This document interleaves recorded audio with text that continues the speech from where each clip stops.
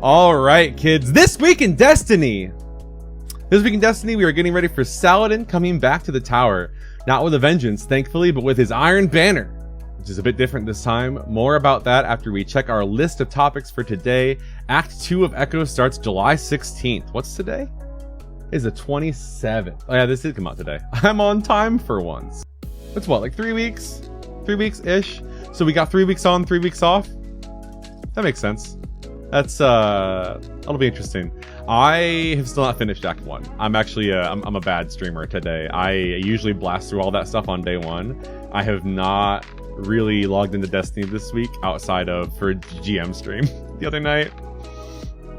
So, yeah, I gotta get some catching up. Special Artist of the Week contest. I will not be a part of that, but that sounds pretty cool. Iron Banner is almost here. Cosplay Cosmodrome latest update. Be a part of our Pride celebrations. Bungie Bounty for Good is here.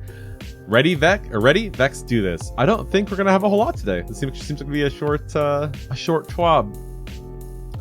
After touching base with our old friend Failsafe and starting an investigation into the Vex on Nessus, we found that something is not quite right. Revelations of Act 1 will drive your investigation even further into Nessus in Act 2 when it launches on July 16th. To make sure you're equipped with the latest intel, we'll be hosting a developer livestream ahead of time to brief you new content that's coming. That's exciting. We'll have more details on the timing of the livestream for you soon. How about some Echoes art? To celebrate that we are in the middle of the first episode ever, that we just finished its first act, how about we do something special? This community is filled to the brim with amazing artists. We'd love to celebrate your talent every opportunity we can get. We have our Artist of the Week and Movie of the Week picks in every TWID. Because of that, this time we wanted to make something more thematic and focused.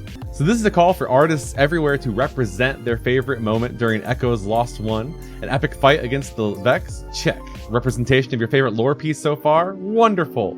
A cozy Saint and Osiris scene.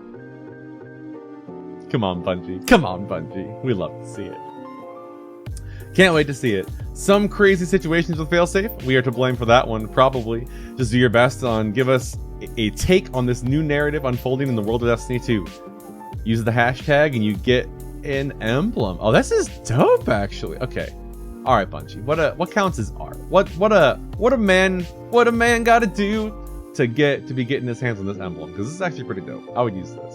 I'm not saying that I need someone to be creative and submit something for me, but I'm not saying that. You know what I mean?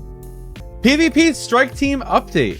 The Titan previously known as Iron Lord Saladin, now Valis Forge of the Cabal Empire, will be back at the tower next week with a new edition of Iron Banner. To begin with, Iron Banner will now be a 2-week event and the main PvP focus for that time.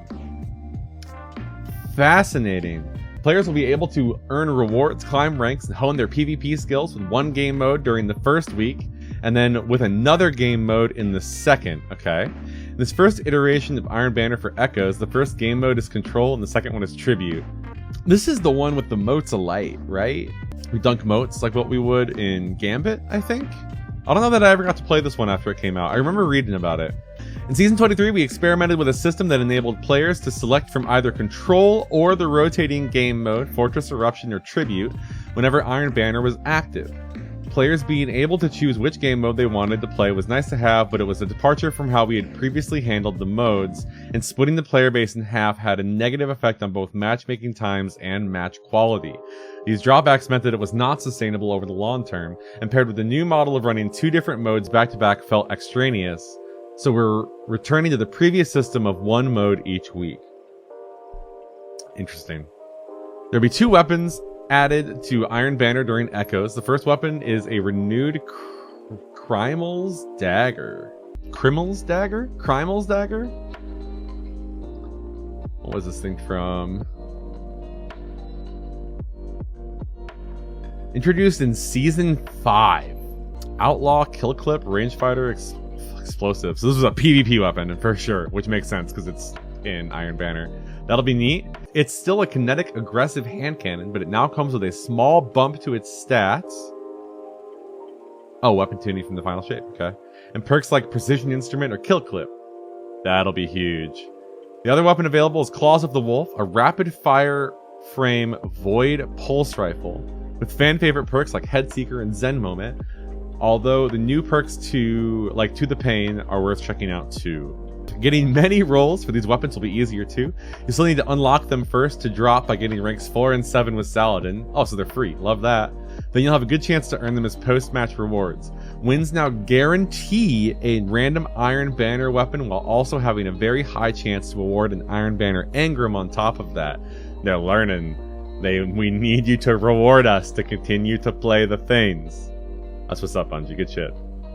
As for defeats, both weapon drops and engrams have a higher drop rate too, so you can either get the roll you were chasing as a random drop or by focusing an engram with Saladin.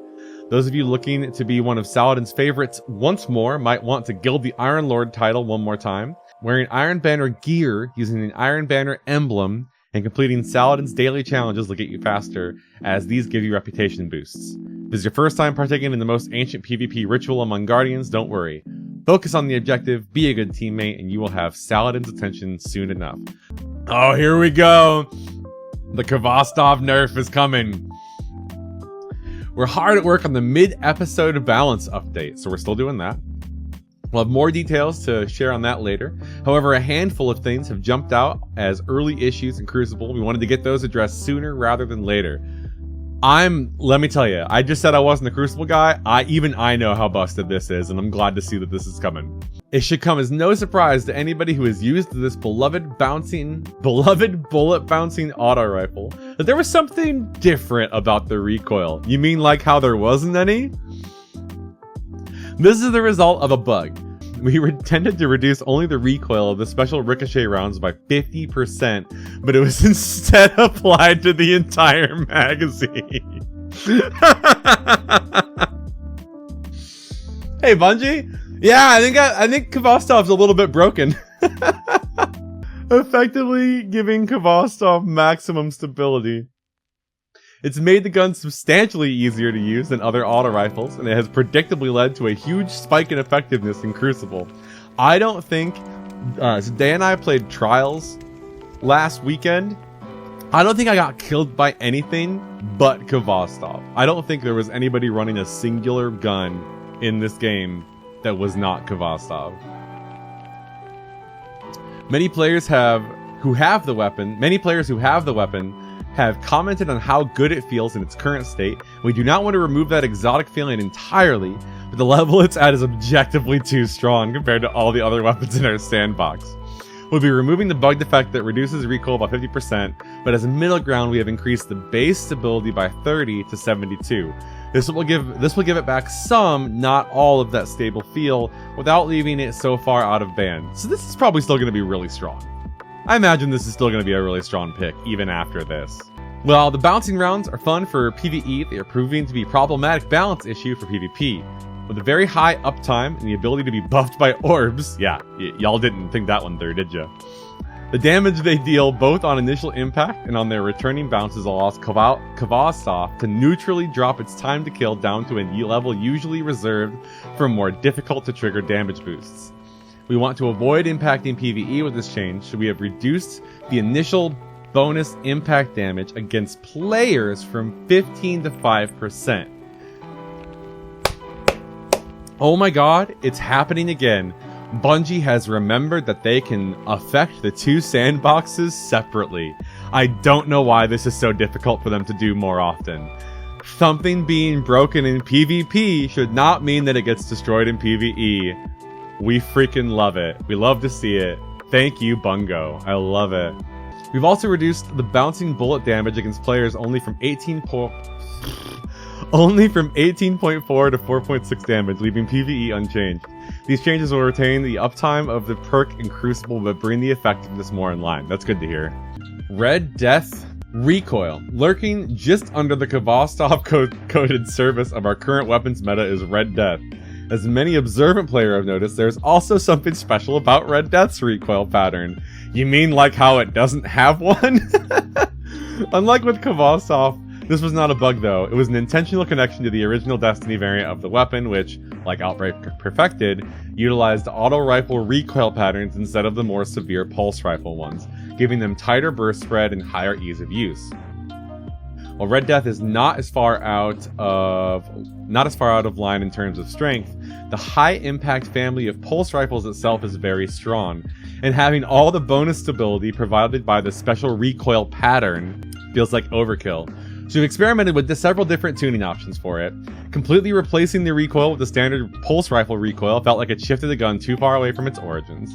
So we have instead chosen to reduce the added stability that the pattern provides.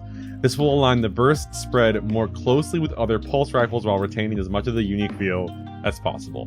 When they say stuff like this, it's always super fascinating to me. Every now and then when I read one of these things, it's like, oh yeah, the way that we decided to make this particular gun special is we made it behave like a different type of gun. Like that's such a wildly unique line of thinking that I just don't see elsewhere a whole lot. And I always love reading stuff like that. Like they made Red Death special by making it a pulse rifle that behaved like an auto rifle. Like that rules. What a neat thing. Oh no, not speaker's sight! Oh, what are you guys gonna do to me? Orb generation. As it stands, it is currently too easy to generate an extreme number of orbs in Crucible using this exotic. Okay. Crucible nerf, hopefully. Whew! This plays into several different build crafting levers, and it is making it feel like the only choice in many competitive and trials lobbies. Not gonna lie, I used it last weekend.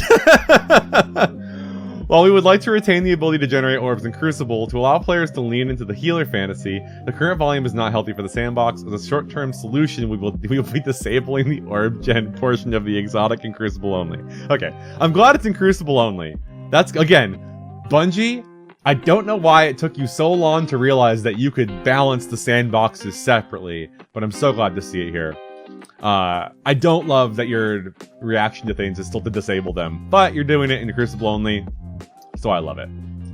Longer term, we will revisit allowing the weapon to create orbs at a more reasonable rate. I believe that. It'll come back. It'll come back for sure. The changes to Iron Banner and the sandbox are not the only things we have planned. Well, I would certainly hope not. We'll have more to talk about before the mid-episode patch, so keep an eye out for that. We don't want to give too much away while things are still in flux, but we've got several quality of life features to roll out. Love that. A Destiny 2 reprised map coming to the next episode. Okay. Some UI updates to help with clarity. Love that. And a big feature that we're heads down working on until our third episode that we cannot wait to share with you all. A big PvP feature. Alright. I don't know if any of y'all saw this cosplay. This is absolutely absurd. This, I don't even understand. I genuinely have no clue how they pulled this off. Please go watch this if you haven't yet. I'm not going to read this. Happy Pride Month. They donated, let's see, did we get a number? Pride Month. Get your emblems. It's good stuff. Not a whole lot. Mostly Crucible. Not mad about that. I'm going to have to find a way to get my hands on this emblem. I don't know what I'm going to do. I don't know what I can creatively do that's worth the time. But I'm going to need to figure it out for sure. Such a pretty pin. It seriously is.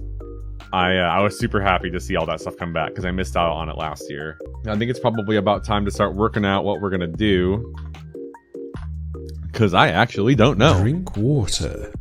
Become moist. Yes, sir.